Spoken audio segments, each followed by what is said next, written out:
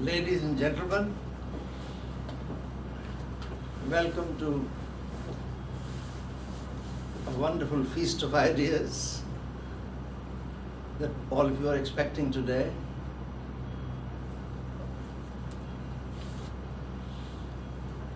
Ahara nidra bhaya maithunam cha samanya vetat pashubhir narana.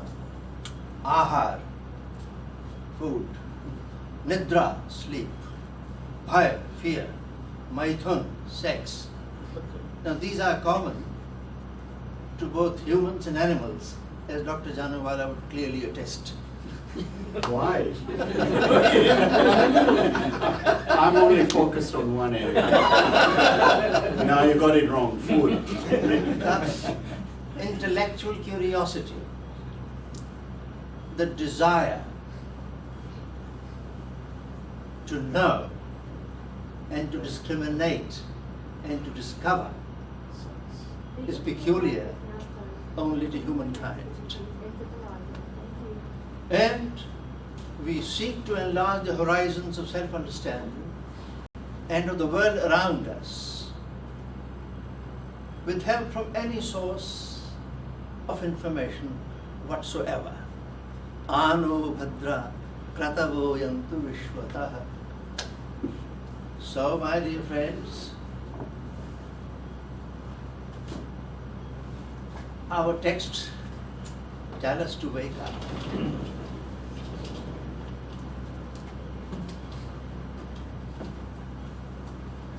We are asked to wake up in order to get going. What does Krishna say in the Bhagavad Gita? Buddhau sharanam anviccha. Seek the shelter of your mind. Buddhir buddhimatam asmi. I am the intellect of the wise. So it is here and here alone that you can seek to discover the truth. Seek to probe the mysteries of being and becoming. And that is something which interested the Greeks as well. So you can have no better speaker than our dear friend Professor Paliwal, who will enable us this afternoon to probe the mysteries of the Greek mind and its similarities with the ideas of Indian thinkers. Without any further ado, here is the beautiful man.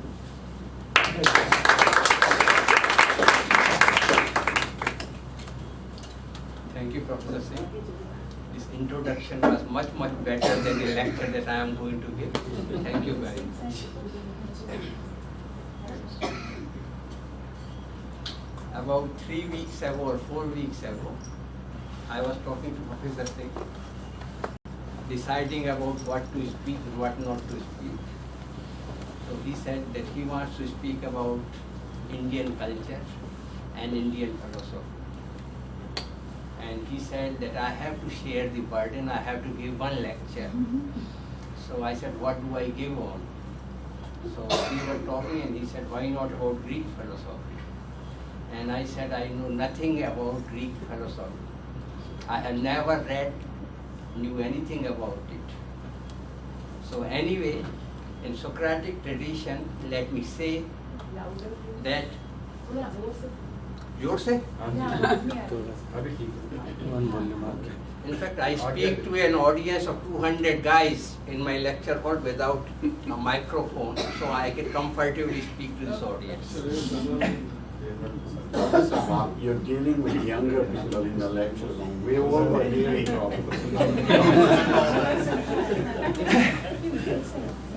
So in Socratic tradition, I will say the only thing I know is I know nothing. Okay? All right. So today's topic is Greek philosophy and its relevance or its similarity with Indian philosophy. So let us talk first about philosophy. What is philosophy? So philosophy is made up of two words, philo plus sophic. Philo means love, a sophic means wisdom. The guy who loves wisdom, the guy who wants to know So almost all of us are here philosophers because we are all intelligent guys, we want to know more. So we all can claim to be a philosopher. Second thing is, why do we want to learn about Greek philosophy? As you know, whole Western civilization is greatly influenced by Greek philosophy. And Western world, particularly Europeans and Britishers, they have ruled entire world at one time or the other. And Europeans have settled almost in all the corners of the world. So we guys, directly or indirectly, have been influenced in some way or the other by Greek philosophy. I can say almost all who are sitting here, we have all been influenced by Greek philosophy. And then why do we talk about Indian philosophy? There are a few reasons. In ancient days, there were only three philosophies that were flourishing. Indians were the first in this direction. Chinese were there and Greeks were there. So it makes sense to compare or contrast the Greek philosophy with Indian philosophy. Second reason is, which is more selfish, I am an Indian, so I want to compare it with Indian philosophy. So let us talk now about philosophy or knowledge or wisdom. As you know, knowledge or wisdom can be of two kinds. When we take an individual, with respect to that, the wisdom can be of two kinds. One, external, that is how the world around us is like, and another is internal, that is what is there inside us, how do we interact with the society around us, how do we live. This is what is knowledge related to an individual. So I am going to talk about this internal knowledge. In fact, this philosophy has been the mother of all the disciplines. In earlier days, every field was coming under the purview of philosophy. For example, Professor Singh, he is Doctor of History, but still he is called PhD, Doctor of Philosophy. Dr. Sukhbir Singh, he was doctorate in chemistry, but he was still called Doctor of Philosophy. All of us are called Doctor of Philosophy because philosophy is mother of all the subjects. So all these things outside, like physics, chemistry, maths, history, geography and all that, they are outside us. I'm not going to talk about that much here. I'm going to confine, when I say philosophy, it means things inside us. Okay, so internal wisdom, internal knowledge is what I'm going to talk. So before I do that, let me tell about an individual. I'm going to say there are two processors. An individual has got two processors. I'm going to compare it with computers. It has got two processors. One processor is unconscious processor that we have inside. That works immediately as soon as there is a stimulus. Without thinking, it works. It is very quick. It is very automatic. And there is another processor which is outside, which takes the stimulus and thinks for everything given about the situation and is much slower than the unconscious processor. So there are two processors, one is conscious, one is unconscious. And most of the time, our life is driven by this unconscious processor. So in philosophy, there are four questions that I am going to address, and with respect to both Indian as well as Greek philosophy. First question is that we can know about our unconscious processor. It is possible to know about our unconscious processor. That is, who am I, what am I doing, whether my life was worth living, these kind of questions relate to unconscious processor.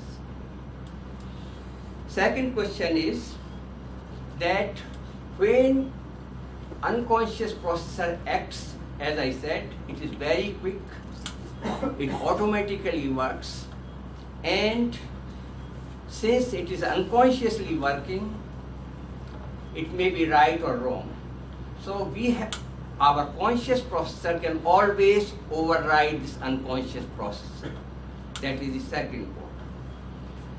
Third point is, one can change this internal processor, unconscious processor, by repeatedly acting according to our outside processor. That is, by repeated practice, by repeated acts, we can change our habits, and those habits can become later on as part of unconscious processor. And the fourth point is, so these first 3 points discuss that we can change ourselves. It is possible to change an individual. Fourth point is what we change it to. We can change ourselves to become a thief, or we can change ourselves to become a good person. So, as you know, everybody wants to be happy, and to become happy, you have to be a good person. By good person, you mean you want to be a virtuous person. Virtues means excellence, and these excellence are motivated towards goodness, moral virtues. That's what we are talking. So, what we want to become? We want to become morally a virtuous person, and that's how the outside conscious processor overrides the inside conscious processor, and repeatedly when it does, it becomes part of the habits, and we change the unconscious process. Now, with respect to virtues, virtues are called dharma in Hindu philosophy, or arete in Greek philosophy. And how do we define what is dharma or what is the virtues? There are few rules which have been known since antiquity. One is golden rule, which has been given by Confucius and followed almost in all the literature. That is, we should do to others what we expect others to do to us. This is called golden rule. The second one is silver rule. We should not do to others what we others don't want others to do to us. The same thing has been said in our Mahabharata also, which says, Atmanah pratikulani paresham na samacharet. What is not suitable to us, we should not do that to others. That's what in Mahabharata is. Another rule that we have used for these virtues is Sarvajan hitaya, Sarvajan sukhaya. The thing that we should do that should be good for us as well as for others. That is what is called virtues. The thing that we like ourselves and the things that others like, that's what we should do. In a common language, we can say live and let live. That is what I will call a virtue. Live and let live. In ancient times, Greek virtues, they have given many virtues, but they have lumped them together into 4 main virtues. Those 4 main virtues were wisdom, justice, fortitude, and temperance. And in fact, I have done this exercise myself. I have taken more than 100 virtues and tried to see where they fit in these 4 virtues. And these 4 virtues encompass almost all the virtues.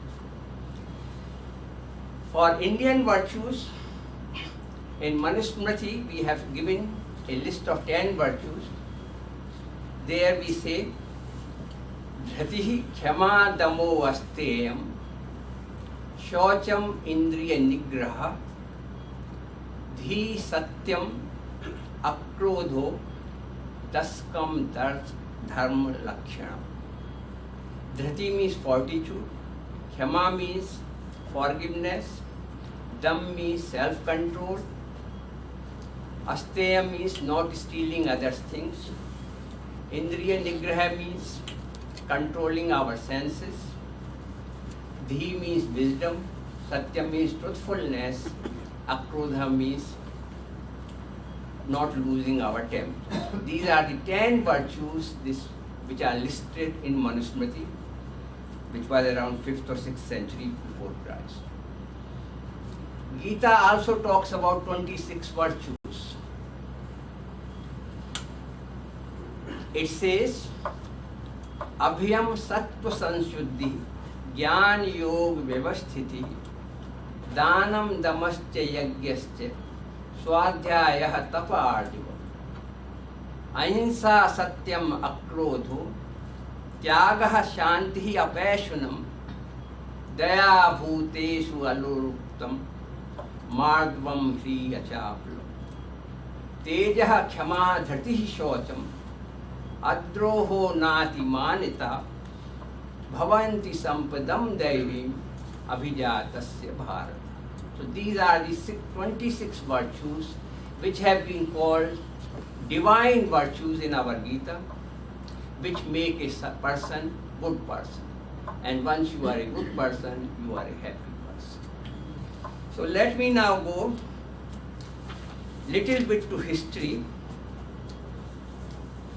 Since we are talking of ancient Greek philosophy, we are going to talk about a time frame that was before Christ. That's what we mean by ancient Greeks. So we are talking something like 600 years before Christ, that is 2500 years from today. 2500 years before today. So in ancient time, Greek was ruled by rulers, but in year 508, Athens, which was the main city-state of Greek, that became democratic state. In 508, Greek became democratic state. At that time, there were two main states. There was one Athens and another was Sparta. I'm sure you guys have seen a documentary that came last week on SBS about Greek life. And that's where they talked about Spartan way of living life.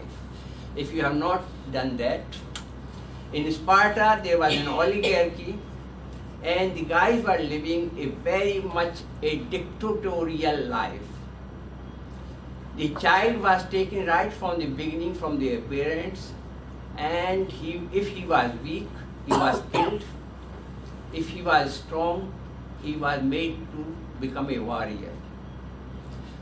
From the childhood, they were made to eat very, very raw food.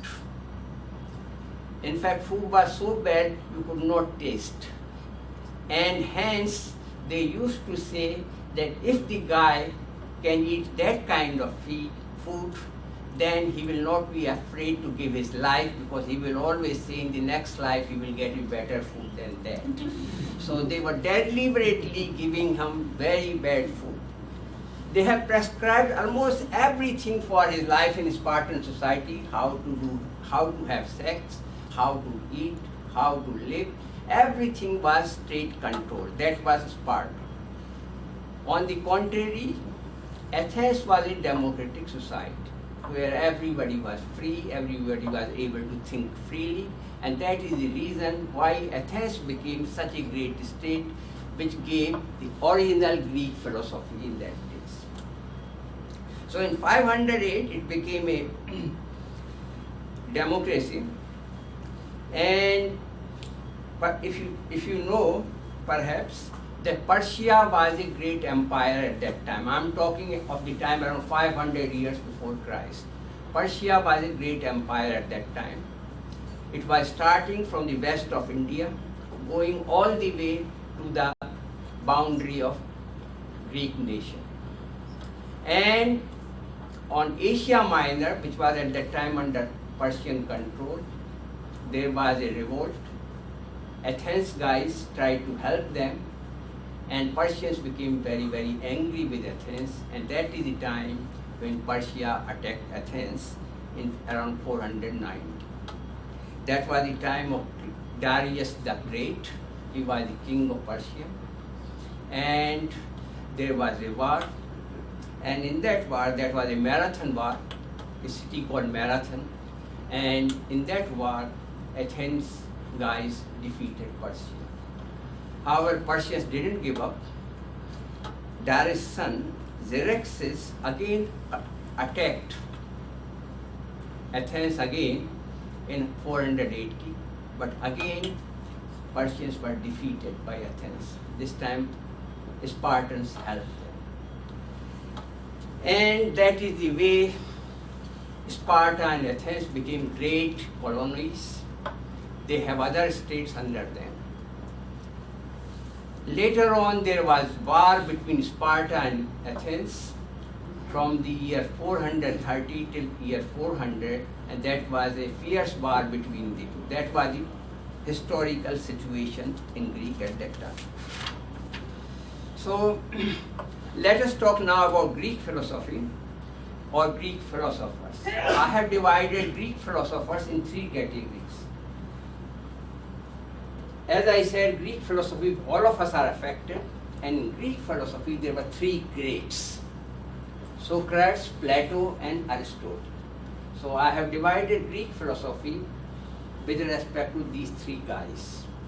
There is a period that is called Socratic period in which these three guys existed: Socrates, Plato, and Aristotle. There is a period before Socrates, and there is a period after Socrates. So I am not going to cover much about the period before Socrates. I am not going to cover period after Socrates. I am going to cover period that is Socratic period. Okay, but briefly let me mention few of the great guys before Socrates. First known philosopher from Greece, he is Thales. He comes from a place called Miletus, which is in Asia Minor. He was in a real sense scientist who didn't connect the philosophy with gods. Greeks were very much like gods. As in India, we have God for everything. Every natural power is identified with God. And that's what was happening in ancient days in Greece. You might have read Homer's Ulysses or Odyssey, where there are gods, and they are exactly like our Indian gods, like in Satyanarayan's Brat Katha or Santoshi Mata's Brat Katha, where the god becomes angry for everything and starts retaliating. And that was the situation in Homer's time. And Thales was the first guy who said that this universe behaves following physical laws. It doesn't follow God's dictates. And he said that this universe is made up of water. Our earth is floating on water. He could measure the height of pyramids using its shadows. He could tell when there will be eclipse and things like that. So he was in real sense a scientist who went away from the God and talked about philosophy really like a scientist. There were other philosophers. Time frame for Thales was around 624 BC to 546 BC. Next philosopher I would like to talk is Pythagoras. This gentleman we have covered in my last talk, but still I will tell you a few things about him. He was a great mathematician. Pythagoras' theorem is by him. And he said numbers are rational. Rational meaning like a fraction. Numerator is integer, denominator is integer. Numbers are not irrational. In fact, there are lots of legends about Pythagoras. One legend goes like this, and I will just show it to you. That if there is one side this, another side is this is side 1, this is side 1, then this side, that will be how much?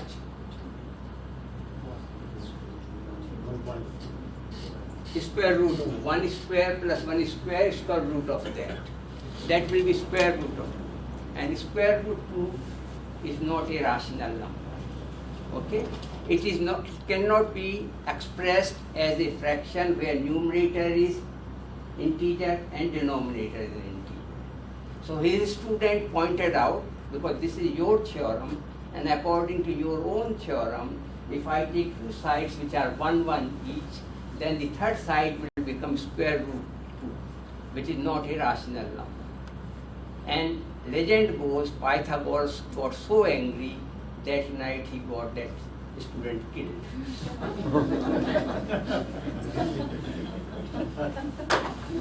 There are many other hypotheses about Pythagoras. They say that he had legs made of gold. They say that like our Indian rishis and munis, he could be there at 10 places at the same time. And he believed in mysticism, that there is a soul. There is a transmigration of soul. In fact, there was a dog. A stranger was beating a dog. He was walking through. He saw a guy beating the dog, and he said, "Please don't beat him. My friend's soul is inside it." He brought that dog to his house and kept him nicely. There are so many legends about Pythagoras. And there is a cult behind him. His followers lived in a cult, in a close surrounding, and they lived for hundreds and hundreds of years after Pythagoras' death. Well, these are the things. One more guy I will mention. His name is Democritus. He is also before Socrates, and he is famous for the physics, that is atoms. He said that everything in this universe is made of atoms which cannot be further cut. So he is a father of physics. Now let us come to Socratic period, and the first guy we come to is Socrates. So these are the three guys I am going to talk. Socrates, Plato, and Aristotle.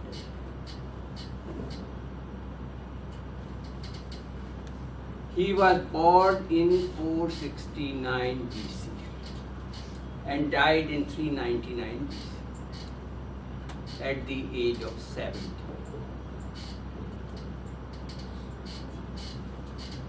Plato was 41 years younger than him. So he was born in 428 and he died at the age of 80. So this becomes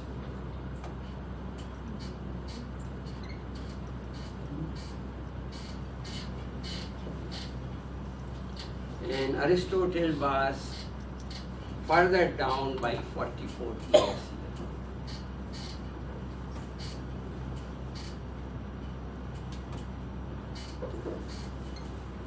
And he died at the age of 62. So 322 BC. Socrates was the teacher of Plato. Plato was teacher of Aristotle. And Aristotle was teacher of Alexander the Great. So that is the way all four guys are immortal in the history. Four great guys, a dynasty, teacher-student dynasty that starts from Socrates. He himself was great. His student Plato, he was even greater than Socrates. Aristotle is even treated much better than Plato, and Alexander, as you know, has conquered the rest of the world. So these four guys at that time ruled the world, not only in philosophy, but geographically also. And look at what place Greece is today. Greece is today. It is getting bankrupt. But it was a great place in those days. To bring them back. So, with respect to Socrates, he hardly wrote anything. He didn't write anything. We know nothing about him from his writings. All we know about him is from the writings of Plato. Plato wrote around 36 books, and all the 36 books, the hero of his book is Socrates. And we know about Socrates only through Plato. As they say, a teacher is known by his students. Okay? Socrates is known by Plato, same way Buddhism or Buddha is known by what? Ramarjuna, or who was that guy? Nagarjuna. Much later. But much later, but by his follower, Similarly, our great Rishi Munis, which have written Upanishad, they were known more by Adi Shankaracharya, who made Advaita philosophy immortal. Similarly, even Christ, he was known more by his followers, Saint Augustine. Otherwise, we would not have known much about Christ. So in every case, you find that the guy who gives original ideas, he becomes famous by his followers. So in the same tradition, Socrates, though he didn't write anything, he became famous, he became popular by his students or followers who wrote about him. So according to Plato, Socrates was born in Athens. He was born to a working class family. His father was a stonemason and sculptor. His mother was a housewife, midwife, helping ladies to deliver the child. Socrates went to his father's tradition, became a sculptor and stonemason, and worked in that craft. And later on, he also fought in Sparta-Athens war. After the war, when he retired, he wanted to design statues of good men. And he didn't know how to bring goodness of good men onto statues. He asked himself, what is goodness? How do I call that person good? And he couldn't define that what is goodness in this person. So if I can't even define what is goodness, how can I bring that goodness onto the statue? So he went to other sculptors and asked that you guys are making good statues. Can you tell me how these statues are good? They couldn't explain. They said, you can see them and they are good. He said, can you tell us what is goodness? They couldn't explain. And this forced Socrates that we know nothing about ourselves and we are trying to do those things. We don't know what is goodness, what is justice, what is pity, what is compassion, and we are talking about these terms. So he said,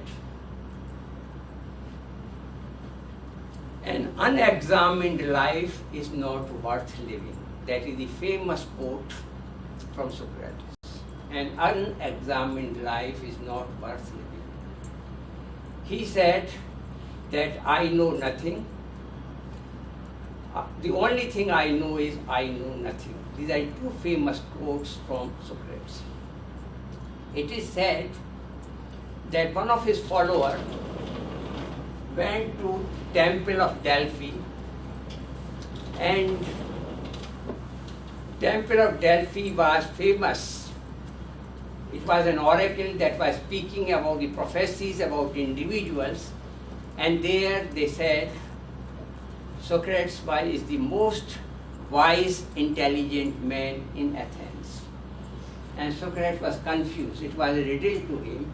He says, I am saying all the time that I know nothing, but oracle says I am the most wise person. So how is it possible? So then he said, the reason for that is, everybody in Athens says, I am wise, but when you talk to them, they know nothing. In the case of Socrates, at least he says he doesn't know anything, and he also says that he is ignorant and he agrees to be an ignorant. So there is a famous slok here, which is from Bharthari, which says, Agyaha sukham aradhya, sukhtaram aradhyate visheshagya, jnana lav durvidagdham, brahma pitam naram naranchayati. Okay. It's very easy to please an ignorant. It's much more easy to please an expert. But a person who doesn't know anything but pretends he knows everything, it's very difficult to teach him or to please him. So that was the situation in Athens at that time. Guys were pretending to be the knowledgeable, intelligent guys. They were not really intelligent. In fact, everybody was following the crowd. They had the sheep mentality. That is, wherever one sheep goes, everyone else goes. They were living a life like all of us are living. Get up in the morning, have breakfast, go to the office, come back, eat dinner, watch TV, sleep. Repeat. So this is what is the sheep mentality that guys have been living. They have been taught in this sheep following by their teachers, by their parents, by their society, and they get used to it. And this is what they know. They never think about themselves, about their own life. And that is the problem with the human society. And that's why he said this unexamined life is not worth living. And he started asking questions to every individual in Athens. He will meet a diplomat and ask, what is justice? And if a diplomat cannot answer or he answers, he will find a fault in his definition, and then he will say, perhaps it is like that. Again, they will check the consistency of that definition, and again they will check the validity and refine. So by this Socratic method, that was basically a dialogue between two persons, they defined or refined the knowledge.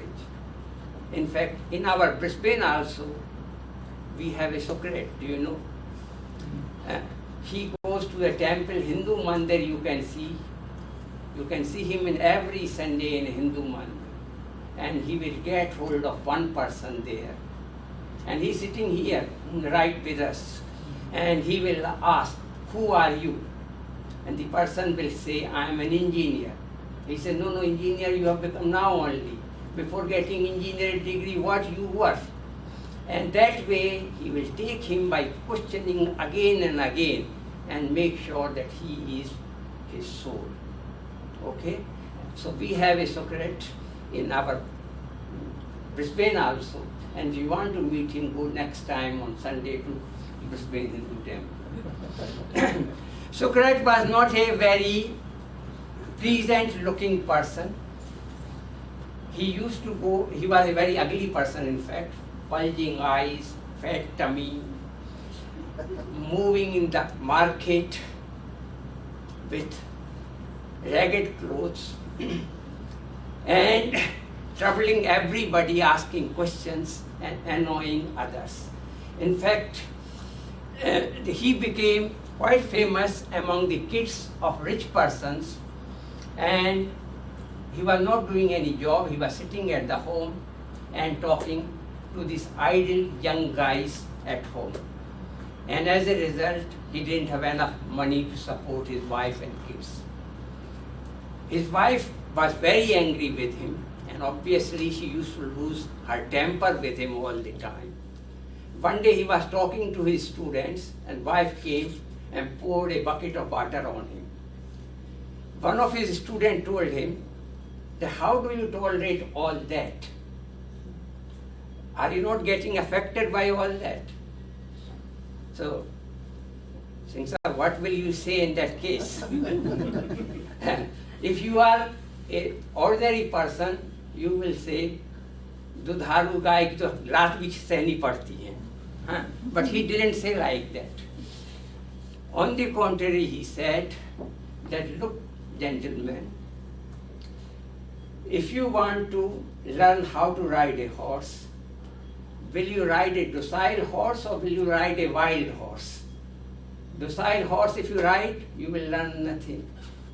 It is the wild horse you will ride, and that will teach you how to ride. So he says, it is nice to have a wife who pours water on you and shouts at you. So, in fact, there is a Kabir Doha about that. निंदक नेरे राखिए आंगन कुटी छपा बिन पानी साबुन बिना निर्मल करे सुभाए. He says, you should, if you find a person who criticizes you, then get hold of him, bring him to your house, make a hut for him in your courtyard, and ask him to live there. He will live there, and every day he will criticize you. And that way you will become a clean person even without the use of a soap.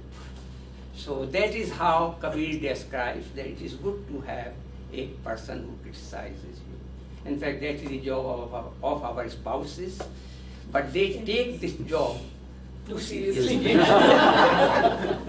They take this job too seriously. Okay. So I think there should be a So we can blame balance. Socrates for that. There should be a moderation.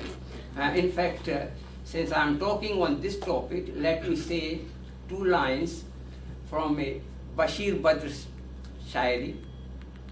परखना मत परखने में कोई अपना नहीं रहता. परखना मत परखने में कोई अपना नहीं रहता. किसी भी आईने में देर तक चेहरा नहीं रहता. Okay, so don't judge too much. Okay, you are entitled to judge because, as you know, you cannot look at yourself in a mirror. You see and realize you are ugly, and you come away from that quickly. So you don't want to look at yourself too much in an aina. You go once, but not too much.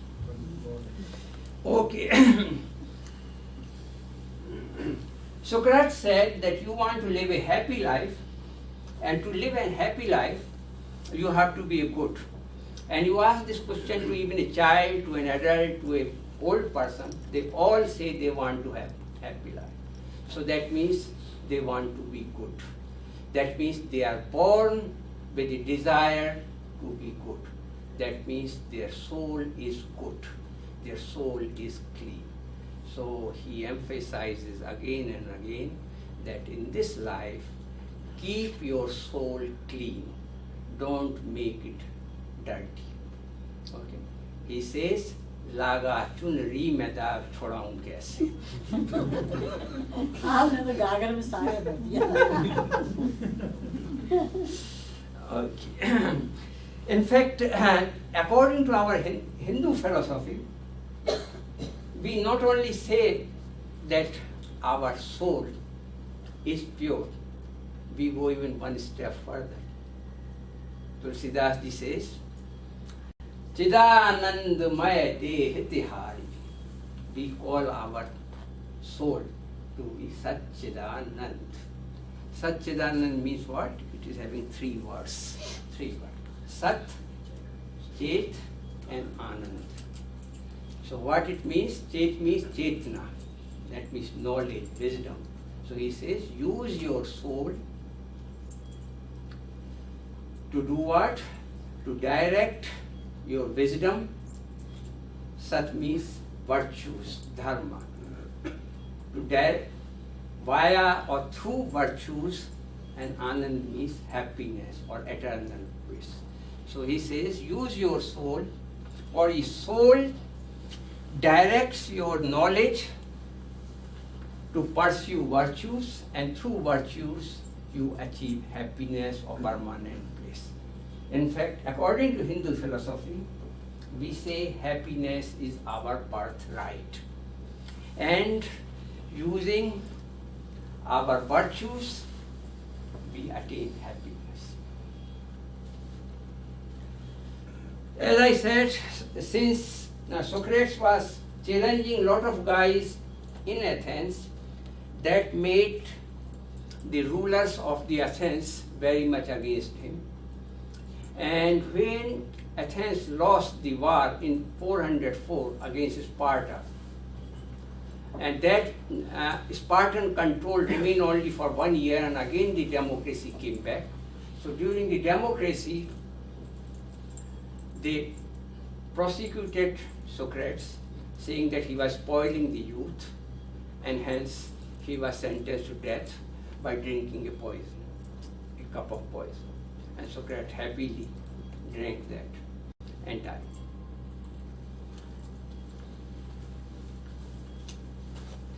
Since I don't have much time, I can't keep on talking about Socrates, so let me go to Plato.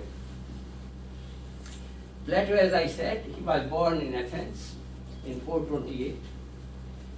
He was related to royal family from both father's and mother's side, so his childhood was very pleasant. He was very well built physically. His real name was not Plato. In fact, Plato means broad shoulders. He was a very well built man, and his wrestling coach gave him the name the Broad, that means Plato. And he was trained to be a wrestler. Unfortunately, he couldn't do well in Olympics at that time, and he was moving uselessly on the streets. There he met Socrates, became his student, and started learning philosophy from him.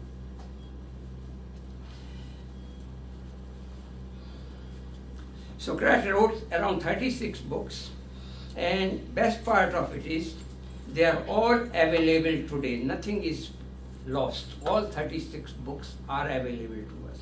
And most important book is The Republic, that almost everybody has read, which is one of the most published books by Plato.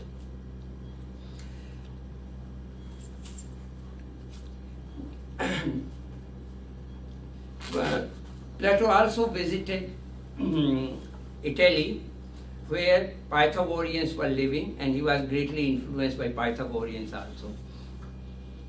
He started the academy, the first university of Greek civilization in 387, and remained there in that academy teaching till his death. This academy remained for almost 900 years, till in year 539, a Christian emperor, Justinian, destroyed it in 539 AD at that time. Now let us talk about the philosophy of Plato quickly. Plato was basically an idealist. He was perfectness. He believed that everything has to be perfect, ideal. And all this world is a copy of that ideas. That is, Brahma Satyam Jagat Mithya. This world is fake, imitation. Okay, this is not real. What is real is those ideals, and those ideals are living in the heaven. If you have seen a painting, the School of Athens, that was painted by Raphael in Renaissance period. I haven't gone to Vatican, but I have seen that painting on the internet. But many of you might have gone to Vatican City and seen that painting. There, almost all the philosophers of Greece are there, and in the center there are two philosophers, Plato and Aristotle. Plato is doing like this. That means everything is ideal and lies in the heaven. Aristotle is doing like this. He says, wait a minute. It is not ideal. We are living in this world, and everything is real. So this is the main difference between Plato and Aristotle. Plato was idealist, Aristotle was realist. Okay, so and Plato's logic was an inductive logic. He said that our senses see something, but whatever our senses see, that is not real, that is fake, that is not correct. And we have to use our intellect, our reason, to realize what is the truth behind it. This kind of logic is called inductive logic. He believed in soul. He said, our soul is eternal. Our soul doesn't die. It has got innate knowledge.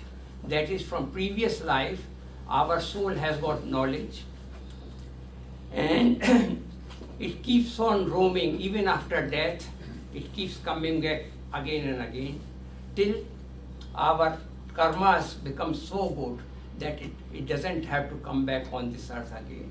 This philosophy is very much similar to our Vedanta philosophy, where we say that our soul never dies, it reincarnates, and there is a concept of moksha or nirvana there. So this philosophy is very much similar to that.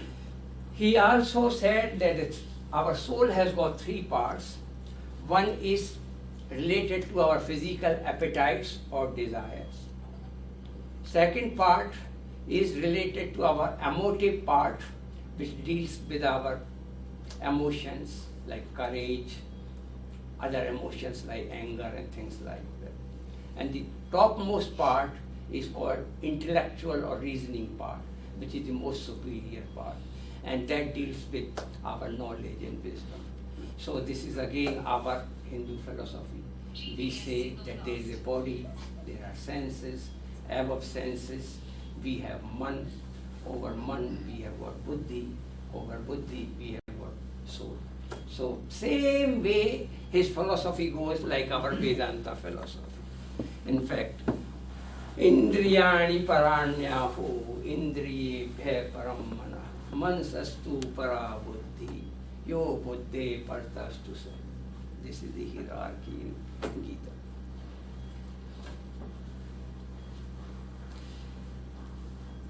He brought these three components of soul, and he introduced an allegory of chariots.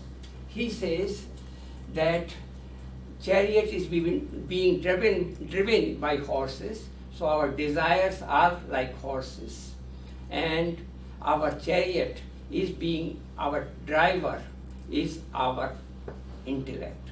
Again, this allegory is very much similar to the allegory that we see in Gita or Kathopanishad. Okay. So basically, whatever Plato has said is very much like our Gita or Vedantic philosophy. Let me talk about society and politics of Plato. Plato extended these three categories of soul to society also. He said in a society when a child is born, he should be educated. All the children of the society, they should all be educated from 7 years old till 21 years old. Same education. And those guys who are not found to be very good, dull guys, they should go to common class or labor class.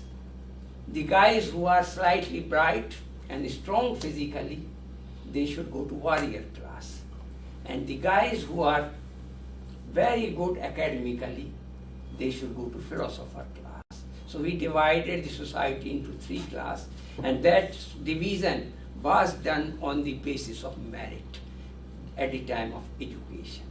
And this is similar to our Indian caste system or Varna system, where we have Brahman, Kshatriya, Vaishya and Shudra, exactly identical. And he said, what is that?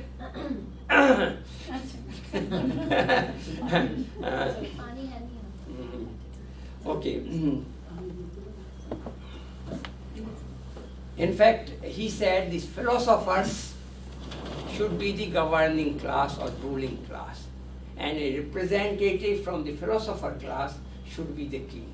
So he said, gave the concept of philosopher king.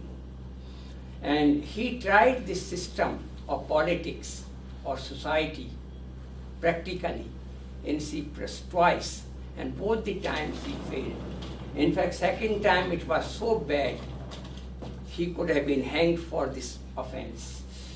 Thank you. Thank you. Alcohol has आज सब चलेगा. जोश आएगा और जोश आएगा.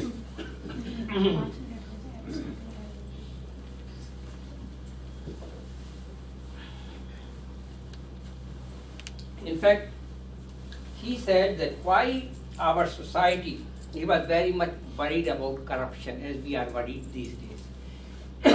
And the source of corruption is self-interest. It is the self-interest that creates this corruption. So to avoid this corruption, he said that at least among philosopher class, we will not have the concept of property, we will not have the concept of assets, we will not have any money. It will be all common. We will not have any asset. And swarth comes, or the self-interest comes from another source because of our family, wife, children. So he said, philosophers will not have any wives or children. They will all be common. So there will be a pool of money, pool of asset for philosophers. They will all share. Wives or spouses, they will all share. Children will be all share responsibility. And he created a society like communism.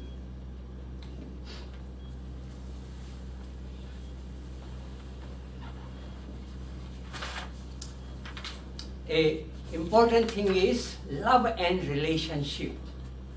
There is a book by him on love and relationship. He says there are two kinds of love.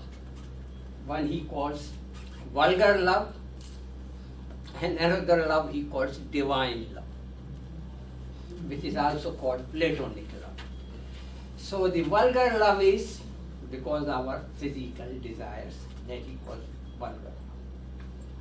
Divine love is the one that he says that we love because we want to take our partner higher in the divinity. Okay. So according to him, love was admiration. Okay. According to him, love was that we have to pick up a partner who has qualities which are different from us. In today's world, whenever we want to find a relationship, we see whether he's like us or not, totally opposite. While Plato was of the other nature. He said our partner should have those qualities which we don't have, so that we two together make a complete person. And another thing he said, that if we have a partner who has got other virtues, other qualities, we can learn from him and come up with it. So idea of love and relationship was to go higher in the ladder of virtues. Okay, that was his concept of love and relationship.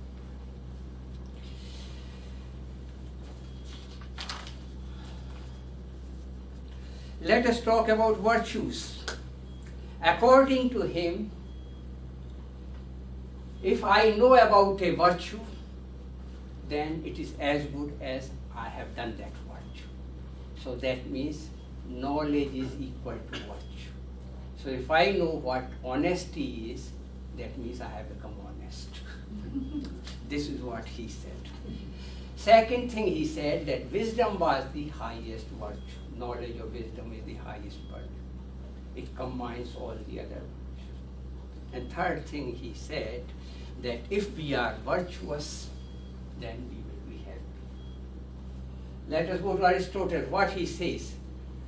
He says, first thing, that man, wait, you are talking like an ideal person. To know about virtue is not as if we have done that virtue. He said, we have to really do that virtue, then only you become a virtuous person. That means you have to walk the talk. You have to really do it in action, that virtue, then only you will become virtuous. So he was different from Plato in the first thing. Second thing, he said that our virtues, wisdom is the highest virtue, I agree with you. But other virtues are equally important and they are not unified by wisdom. And the third virtue, he said that just by being virtuous doesn't guarantee us to be happy. Virtues are necessary for happiness, but virtues are not sufficient for happiness. And he gave the example of Socrates himself. He said Socrates was the most wisest man, most virtuous man. But look, his life was hell. His wife was always creating trouble for him. His poverty was always making him unhappy. So these are the circumstances that also make men unhappy. So it is not only virtues, but the circumstances put together, that's what makes a man happy.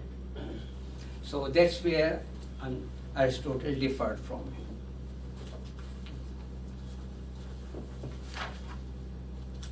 In fact, when we talk about wisdom as the highest virtue, in fact in Gita we have lots and lots about knowledge and wisdom, which tells about it. Nahi jnanen sadrisham pavitram ihi vidyate tat swayam lok yoga sansiddhi kalen atman vidyate. Jnana is the highest virtue, and if we realize this jnana, we are guaranteed to complete this bhav sansar.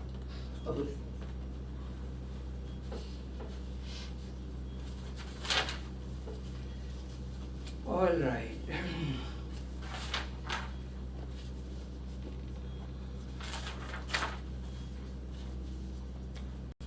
Aristotle, let me come back to Aristotle. Can I take 5-10 minutes more? Aristotle was born in fairly decent rich family. His father was a physician to the grandfather of Alexander, so he was a royal physician. So he came to a very well-known family.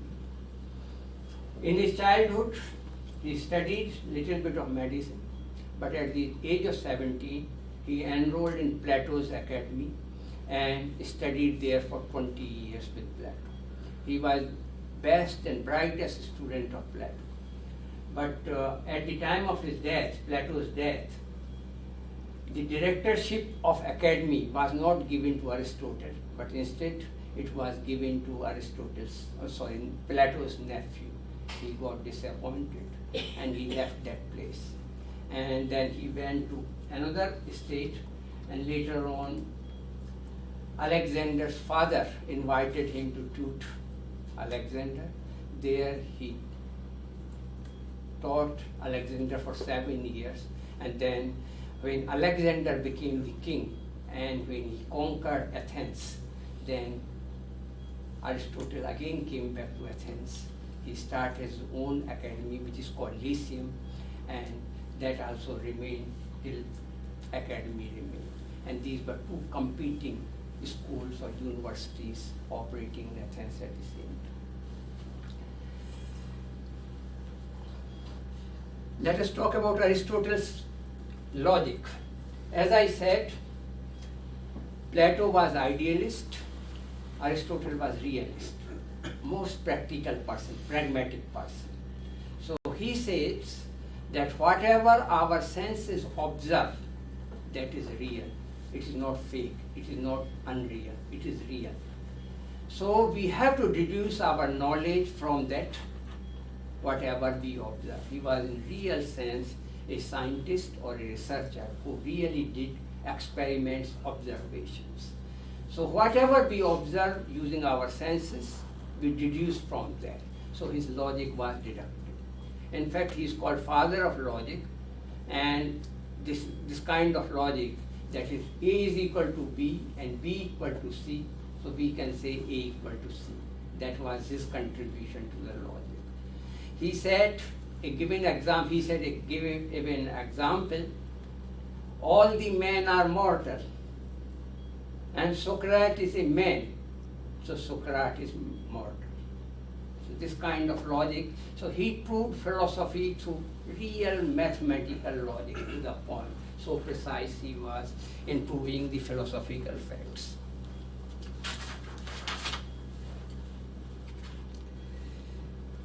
With respect to virtues, I already told you about him. There was another thing that is very important about Aristotle.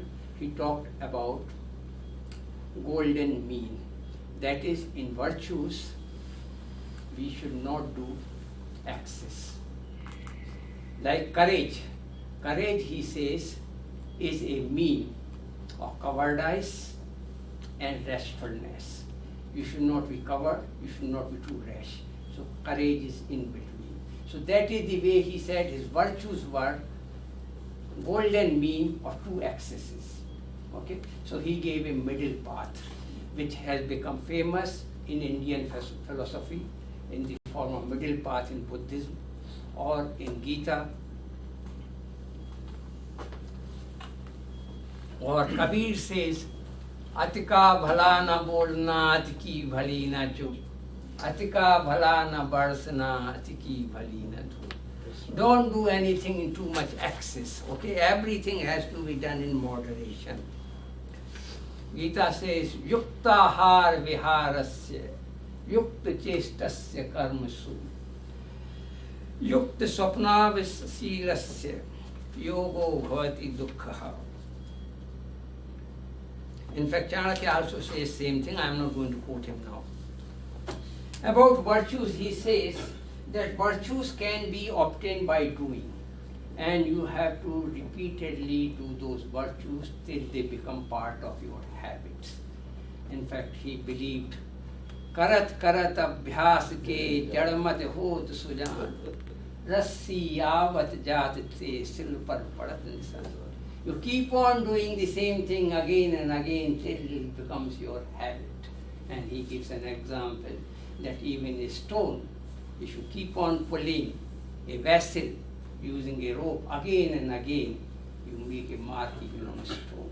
So similarly, you can make a mark on your unconscious soul by repeatedly doing those virtuous acts.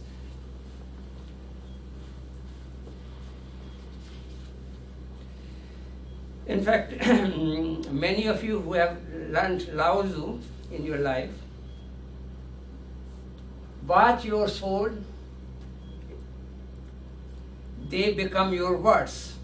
Watch your words, they become your actions. Watch your actions, they become your habits. Watch your habits, they become your character. And watch your character, it becomes your destiny. So this is what Lao Tzu said, that there is a ladder, and that is the way we make our destiny. In fact, even our Indian Upanishads, they say, Sa yatha kamo bhavati, tat kratuhu bhavati, yat kratuhu bhavati, tat karma kurte, yat karma kurte, tat abhisampadhyate. According as one acts, so does he become. One becomes virtuous by virtuous actions, bad by bad actions. This is from Yajurveda.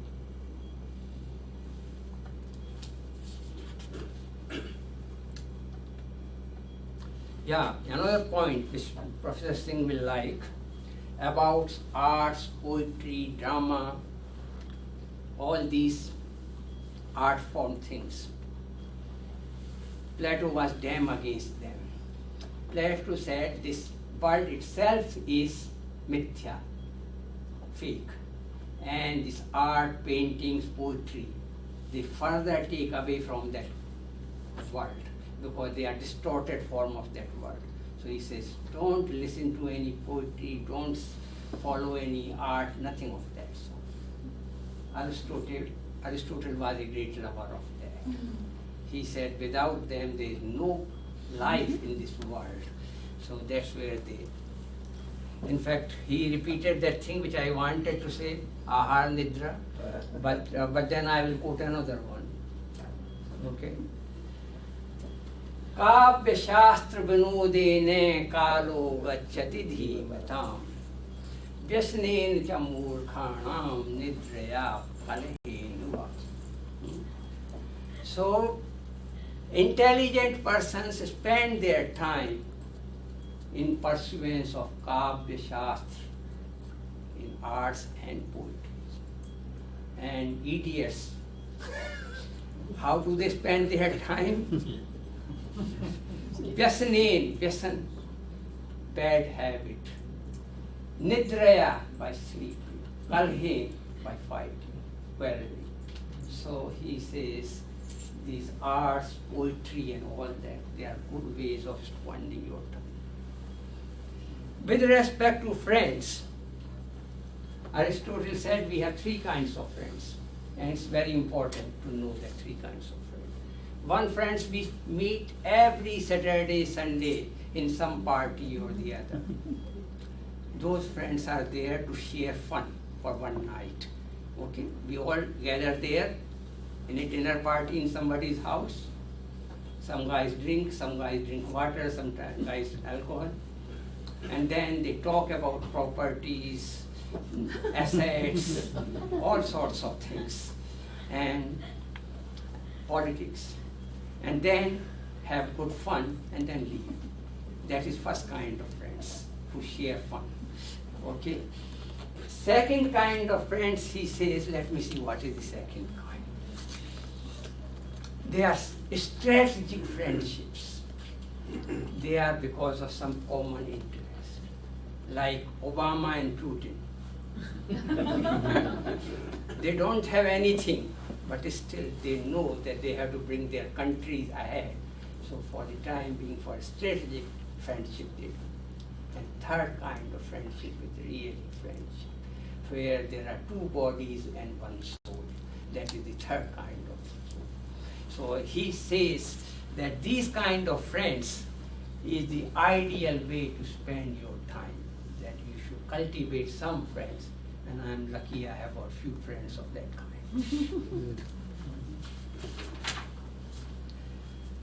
All right, let us see. I think I am running short of time, though I wanted to, there's one more thing I will say. Rhetoric or oratory. He also wrote a book, complete book, how to give a good talk, how to give a good lecture. Okay? And that was rhetoric. He says, to give a good talk, you need three things: ethos, logos, and pathos. Ethos means good character. You have to have good credential. Suppose I'm talking about corruption here, but I am a highly dishonest man. You will not like to listen to me. I have to be an honest man, then only you will listen to me, my lecture about corruption. So I have to have a good character to begin with, then only you will listen to me. So that is called ethos. Logos. Logos means your lecture has to have a message. It should not be just useless talk. It has to have a message.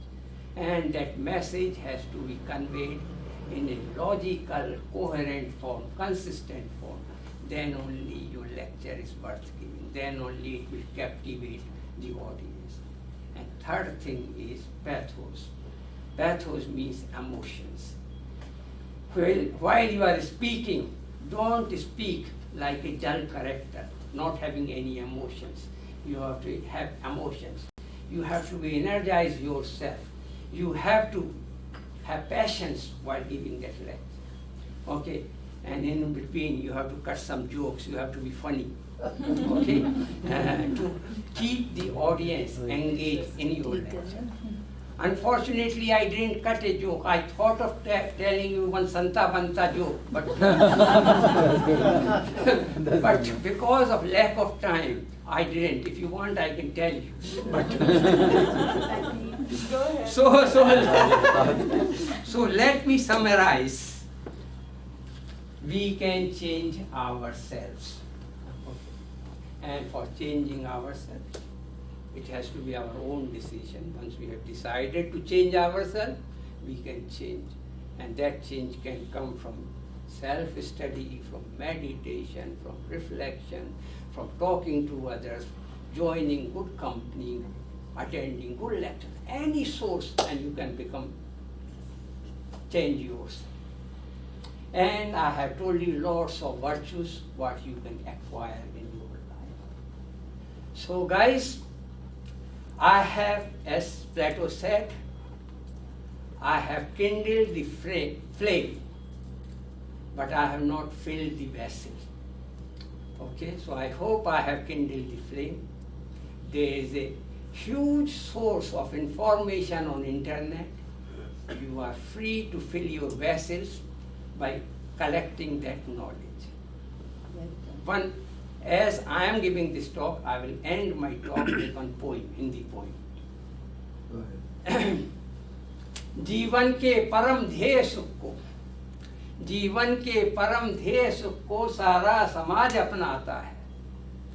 देखना यही है कौन कहाँ तक किस प्रकार से जाता है धर्म पहुँचना नहीं, है धर्म पहुँचना नहीं, धर्म तो जीवन भर चलने में है। फैलाकर पथ पर स्निग्ध ज्योति, फैलाकर पथ पर स्निग्ध ज्योति, दीपक समान चलने में है। That's what you have to do by becoming virtuous. Thank you very much. I Very took nice. 15 minutes.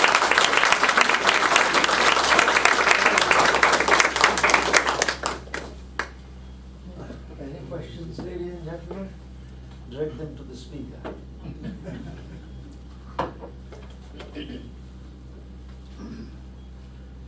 Is it just a matter of coincidence that these two philosophies, far apart, geographically speaking, cannot be similar, if not same?